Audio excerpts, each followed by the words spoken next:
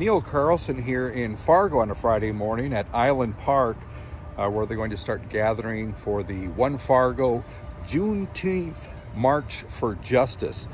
They'll be marching from Island Park here up to City Hall and back. Now this march is scheduled to begin at 9 a.m. So what's it all about?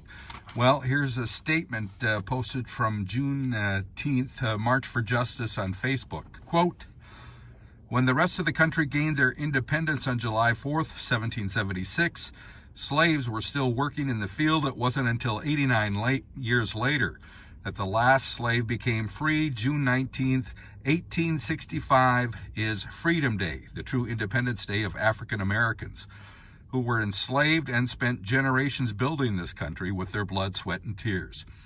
After the events that have taken place in Fargo and all over the country, we wanted to get our people of color and the Fargo-Moorhead community together to have some dialogue and network with others. In order to combat our past, we must learn our history. In order to move forward, we must analyze what has been holding us back. If you want to go fast, go alone, but if you want to go far, go together." On May 30th, we marched in our Thousands for Change, and on Friday, June 5th, 2020, Mayor Mahoney asked us to celebrate the acceptance of One Fargo's reasonable, comprehensive list of demands.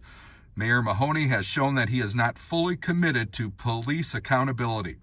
The former Deputy Chief, Todd Amundsen, called out the racially biased practices used by the Fargo PD, and even admitting how his own racial biases affected his ability to police the diverse community of Fargo during his own career as an officer. Mayor Mahoney is no longer working to enact the reforms he gave his word to enact, so we will march for the lives taken by police. Moving forward here in their statement, and we will keep marching until the North Dakota Attorney General Wayne Stensham has taken over the Fargo PD Internal Affairs investigation. Charges for Michael Griffin are upgraded to attempted murder for striking a protester with his vehicle. Mayor Mahoney resumes taking action on the list of demands he committed to. The Cass County District Attorney, Birch Burdick, charges against protesters for rioting and terrorizing are dropped, as these charges are tainted by the former Deputy Chief Todd Amundsen's instigations, as authorized by the FDP Chief Chuck Todd. Their march details: we will begin gathering at Island Park at 9 a.m.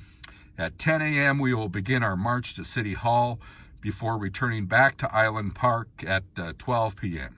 Please bring signs expressing your calls for change. This will be a peaceful protest, and no acts of violence will be tolerated.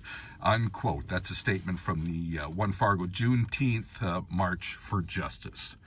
We'll be showing you some of that later this morning, and try to talk with some of the folks as the march begins.